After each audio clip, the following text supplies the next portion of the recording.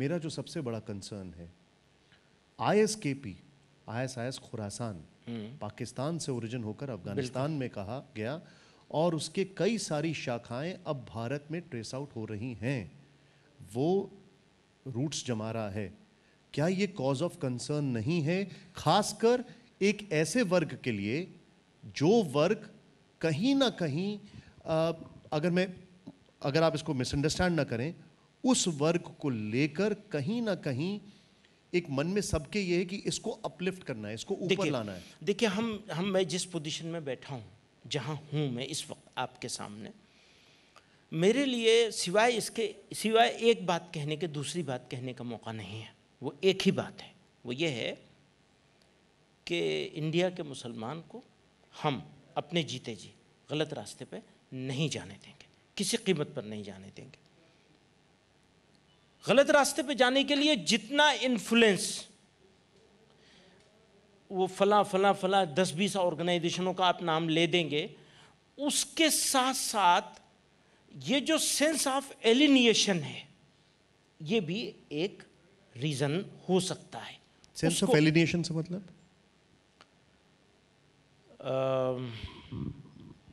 एक खास माहौल पैदा किया जा रहा है। कौन कर रहा है? लोग कर रहे हैं, रोजाना ऐसे इंसिडेंट्स हो रहे हैं। आप एक बात समझिए,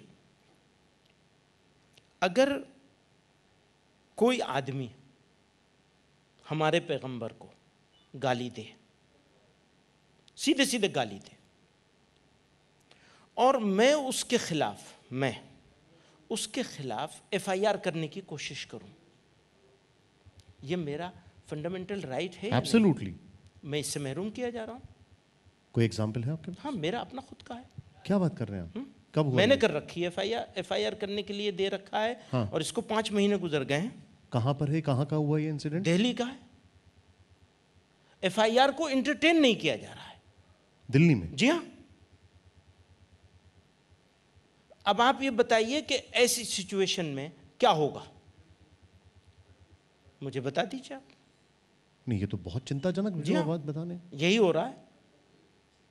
मैंने FIR की हुई है, उन्होंने रिसीव करके दे दिया, FIR नहीं किया, कंप्लेंट ले लिया, उसको कंप्लेंट बना दिया, FIR को कंप्लेंट बना दिया दिल्ली पुलिस ने, मेरे एरिया के SHO ने, जहां मेरा ऑफिस है, जमीयतुल माहिंद का ऑफिस है, दिल्ली पुलिस हेडक्वार्टर की नाक के नीचे बैठे हैं वहां। मुझे आपने किसके खिलाफ FIR की थी?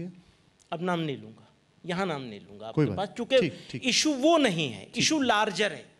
वो बहुत छोटी बात है, उसके लिए हम और बहुत पहले आपके पास अच्छा, मैं एक लार्जर इशू की आपने बात की, थोड़ी देर पहले हमने लीडरशिप की बात की थी और ये बहुत चिंताजनक थी। हमने लीडरशिप की बात की कि कोई लीडरशिप मुस्लिम कम्युनिटी में से निकल के नहीं आ रही। आपने उसको बहुत अच्छे से बैलेंस किया कि वो उन्हीं के अंदर ढूंढते हैं। लेकिन मुझे एक बात बताइए, अगर मुस्लिम कम्युनिटी पिछड़ी हुई है तो उसके लिए जिम्मेदार क्या वो खुद नहीं हैं, जैसा कि सच्चर कम्युनिटी में 2005-6 में कहा गया था? 100%।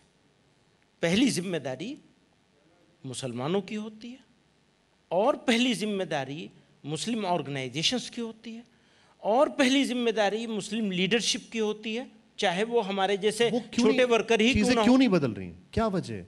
आप मदनी साहब, मैं आपसे एक चीज़, मतलब मुझे कोई शौक नहीं है डेटा शेयर करने का, लेकिन मैं हैरान हो गया एक चीज़ देखकर। 2011 के सेंसस में इस देश में 3,70,000 भिखारियों में से 1/4 हर एक मुस्लिम है।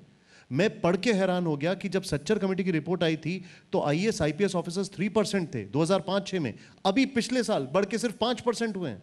ये क्या हो रहा है? ये लीडरशिप क्राइसिस नहीं है तो क्या है ये? फिर हाँ, ऑफ कोर्स क्राइसिस तो है ही है। हमेशा एक लंबा समय मुसलमानों का गुजरा अपनी सर्वाइवल में। पहला डिकेड, पहले 2 डिकेड तो सफाई देने में गुजरे कि जी हमने पाकिस्तान नहीं बनाया है, मुसलमान रेस्पॉन्सिबल। अरे सर, ये ना, अरे ये साहब, हम इस देश के राष्ट्रपति, उपराष्ट्रपति, नहीं, गवर्नर, देखिए ये चीफ इंफॉर्मेशन ऑफिसर, ये सारी बहुत मिसालें हैं। देखिए, मैं इससे भी बड़ी मिसाल दूंगा आपको। इस देश के लोगों ने APJ कलाम को जो मोहब्बत दी, क्या किसी दूसरे साइंटिस्ट को ऐसी मोहब्बत मिली है?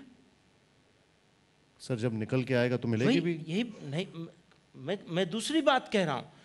इस मुल्क में बहुत सारे अच्छे साइंटिस्ट हुए हैं, उसी में कलाम साहब भी हैं, लेकिन कलाम साहब के साथ लोगों ने जो मोहब्बत का मामला किया वो किसी दूसरे के साथ नहीं किया।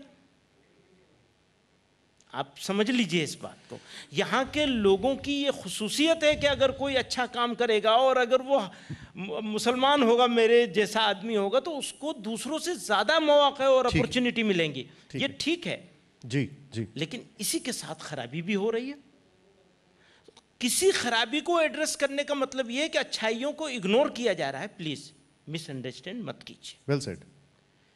मैं एक बात कहा करता हूँ, आज मौका नहीं है उसके कहने का, ऐसे हालात हैं, लेकिन फिर भी कह देता हूँ प्लीज। लेकिन उसके आगे बहुत सारे इफ एंड बट लगे हुए हैं। वो ये है कि इस पूरे इंडियन सब कॉन्टिनेंट को आज भी आप देख लीजिए जी, आज भी आप देख लीजिए तो मुसलमान इंडिया का किसी भी पड़ोसी मुल्क से खराब हाल में नहीं है, अच्छे ही हाल में है। साहब एक सेकंड बस लेकिन इसके साथ बस एक वो नहीं लगाऊंगा तो गलत होगा। Please go. आज मुसलमान की इस सिचुएशन को चेंज करने की कोशिश की जा रही है। वो छोटे छोटे इंसिडेंट हैं, उनको ठीक से अगर डील नहीं किया जाएगा तो जो बहुत कुछ अचीव हुआ है उसमें हम उन चीजों को लूज करते चले जाएंगे। Well said. मदनी साहब, आपने जो बात कही है इसके लिए बहुत बहुत शुक्रिया। मैं इसको समअप दो चीज़ों से करना चाहूँगा। पहली चीज़ कि जब जस्टिस की जा रही है तो उसमें पार्शियलिटी नहीं होनी चाहिए, जो इन्होंने कहा वो एकदम सही है। दूसरा, मुस्लिम लीडरशिप में एक वैक्यूम है और उसको इग्नोर नहीं किया जा सकता और किसी ना किसी को बाहर निकल कर आना पड़ेगा, वरना सेट ऑफ रॉन्ग चॉइसेस होती